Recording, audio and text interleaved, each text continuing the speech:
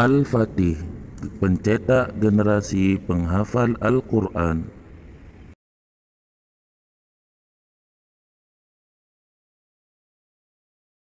Bismillah, Assalamualaikum warahmatullahi wabarakatuh.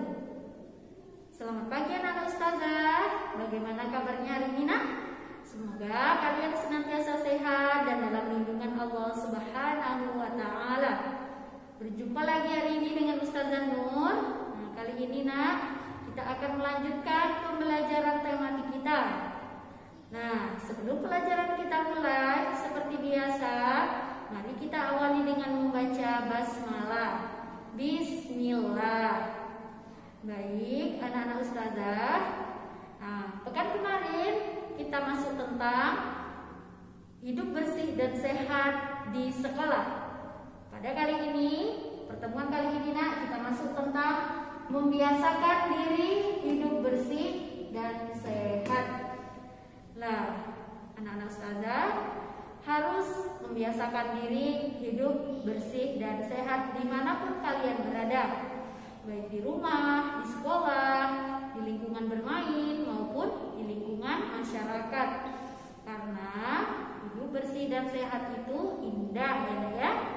Sehat itu indah. Nah, siapa yang tahu kenapa sih kita kok harus membiasakan hidup bersih dan sehat? Ya, karena bersih itu sehat dan bersih itu indah. Bersih lawannya kotor. Nah, coba anak-anak ustazah ingat lagi video pengamatan pada hari Senin yang lalu. Nah, di situ jika lingkungan kita kotor, maka bisa menyebabkan apa? Ya, banyak nyamuk. Kemudian bisa menyebabkan banjir. Nah, coba anak-anak ustazah perhatikan atau amati tempat pembuangan sampah. Bagaimana keadaan di sana, nak? Bagaimana udaranya? Tentu tidak sehat, berbau. Nah, karena kuman-kuman dan kotoran banyak di sana. Nah, kalau kita di tempat sampah itu juga bisa menimbulkan penyakit. Nah, bagaimana penyakit itu bisa kita hindari? Caranya membiasakan diri hidup bersih dan sehat. Maka insya Allah kita akan hidup bersih dan sehat serta terhindar dari penyakit. Lalu, bagaimana cara kita membiasakan hidup bersih dan sehat? Perhatikan nak, adapun kegiatan yang pertama yaitu ikut dalam kegiatan gotong royong. Lah, biasanya nak, gotong royong ini kegiatan bersih-bersih ya nak, membuang sampah, kemudian menyapu, ya. Di rumah juga biasanya ada gotong royong bersama keluarga. Nah, di sekolah juga ada biasanya bersama teman-teman dan guru serta warga sekolah yang lain. Setelah itu di lingkungan masyarakat juga ada kegiatan gotong royong. Tujuannya adalah untuk membersihkan lingkungan. Karena ketika lingkungan kita bersih, maka kita akan terhindar dari penyakit. Kemudian lingkungan kita menjadi indah, enak dipandang mata. Kemudian yang kedua, membuang sampah pada tempatnya. Ini adalah budaya hidup sehat yang harus anak-anak ustazah dan kita semua terapkan dimanapun kita berada, baik di rumah, di sekolah, dalam tempat bermain, kemudian di lingkungan sekitar. Karena ketika kita terbiasa membuang sampah pada tempatnya, maka insya Allah lingkungan kita akan bersih, tidak terdapat sampah. Karena selain sampah itu bisa menimbulkan penyakit, ketika banyak sampah juga lingkungan kita menjadi tidak indah. Oleh karena itu, biasakan membuang sampah pada tempatnya. Karena biasanya dimanapun kita berada pasti ada tempat pembuangan sampah. Contoh di jalan, pasti ada tempat pembuangan sampah, ya nak. Kemudian yang ketiga, menjaga keindahan lingkungan sekitar.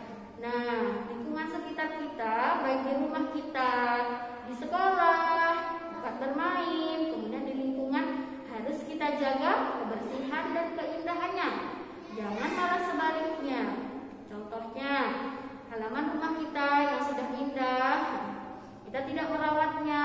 Nah, harus kita misal tumbuh-tumbuhan di rumah kita harus rajin kita sirami supaya tetap indah, ya nak.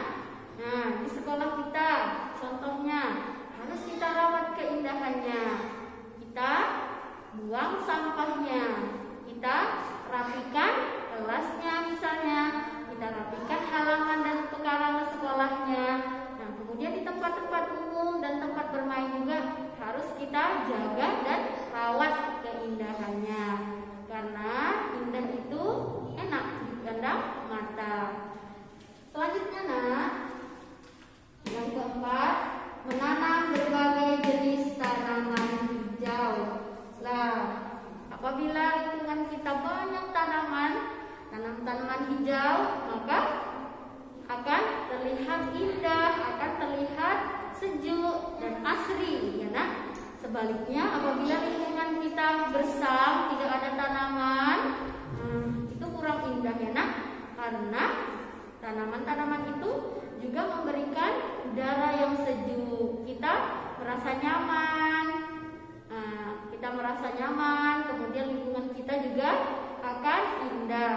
Betah kita di tempat tersebut, baik itu di rumah, di sekolah, di lingkungan kita bermain, maupun di tempat-tempat lainnya. Sebaliknya nak, lingkungan yang kotor menjadi sarang nyamuk, sarang kuman, menjadi tempat tinggalnya kotoran dan kuman-kuman. Nah, dari kuman itu biasanya akan menimbulkan penyakit. Tentunya anak-anak ustazah tidak inginkan terserang penyakit. Oleh karena itu, biasakan hidup bersih dan sehat, karena bersih itu indah. Selain itu juga, lingkungan yang kotor merupakan sumber penyakit. Kuman biasanya bersarang di sampah-sampah atau tempat-tempat kotor. Nah, apabila lingkungan kita kotor, rumah kita kotor, sekolah kita kotor, kemudian tempat bermain kita juga kotor, nah, berarti banyak kuman di sana, ya nak. Nah, dari kuman itu bisa menyebabkan penyakit seperti bisa sakit perut, kemudian batuk-batuk dan lain sebagainya. Oleh karena itu anak ustazah harus membiasakan hidup bersih dan sehat, karena bersih itu indah, bersih itu sehat, ya nak. Anak-anak ustazah yang soleh dan solehah, masih semangat ya nak ya? Kita lanjutkan pelajaran hari ini. Sebelumnya, salam sehat, sehat-sehat. Nah, baik, kita masuk tentang gerak dasar lokomotor dan non lokomotor. Nah, apakah anak ustazah pernah mendengar gerak dasar lokomotor dan non lokomotor? Nah, jika belum pernah mendengarnya, mari kita pelajari bersama-sama, ya nak. Yang pertama kita masuk gerak dasar lokomotor. Apa itu gerak dasar lokomotor, nak? Gerak dasar lokomotor itu adalah gerakan berpindah tempat, di mana bagian tubuh tertentu bergerak atau berpindah tempat. Nah, kita bergerak, tapi tubuh kita mengalami perpindahan. Misal dari sini, ustazah berjalan ke arah sini. Itu sudah bisa disebut sebagai gerak lokomotor, karena tubuh ustazah berpindah, ya nak, seperti berjalan. Kemudian berlari dan lain sebagainya. Itu disebut dengan gerak lokomotor. Syaratnya, ketika tubuh kita berpindah dari satu tempat ke tempat lain, misalkan berjalan pagi, olahraga, ya nak. Anak-anak ustazah berjalan dari rumah ke jalan misalnya. Nah, itu bisa disebut sebagai gerak lokomotor. Atau ada yang terbiasa maraton pagi, itu juga bisa disebut sebagai gerak lokomotor, karena tubuh kita berpindah dari satu tempat ke tempat yang lain.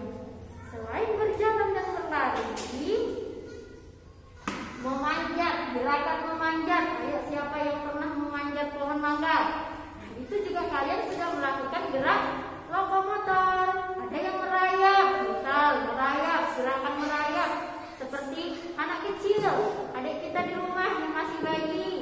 Nah, itu juga bisa disebut sebagai gerakan lokomotor. Apa tadi syaratnya, Nak? Ya, bagian tubuh kita berpindah dari satu tempat ke tempat yang lain.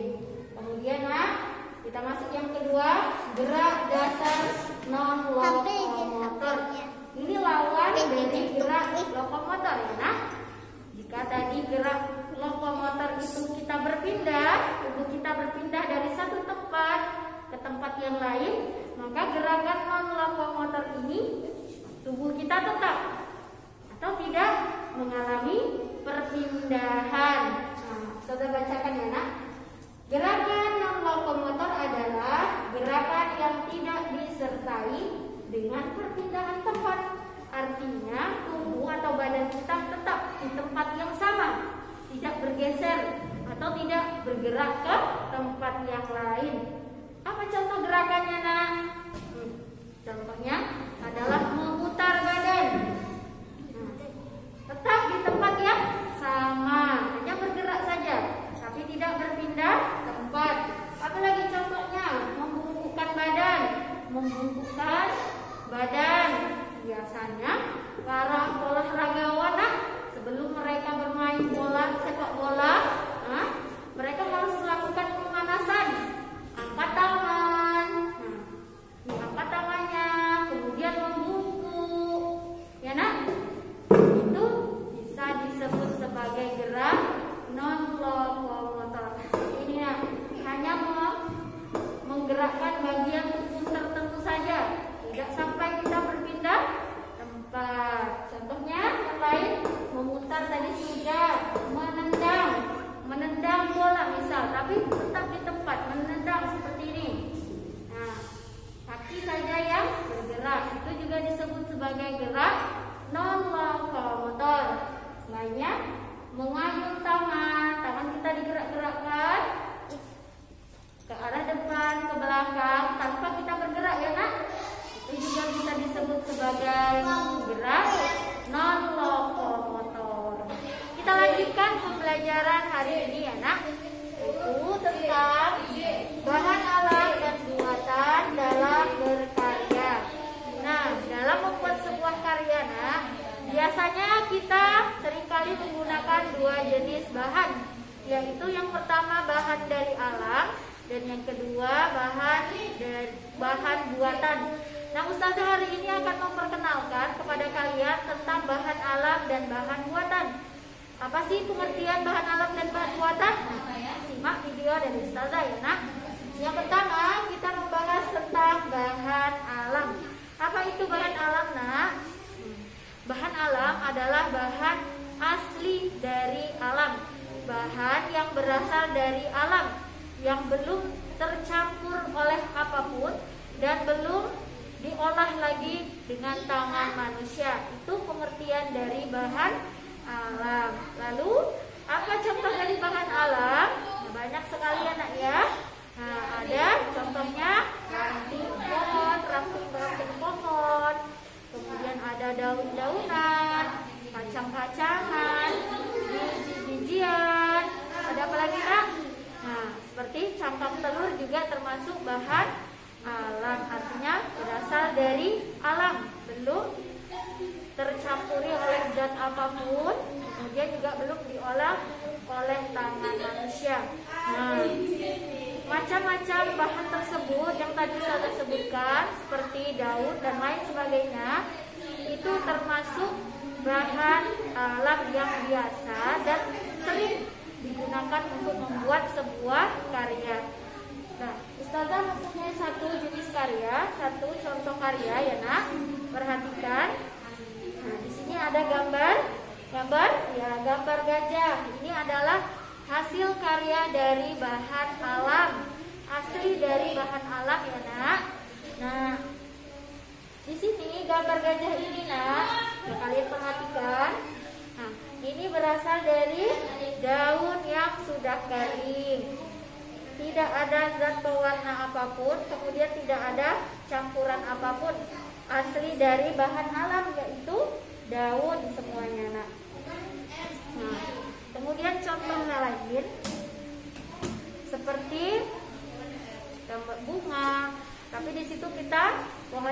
menggunakan asli dari ranting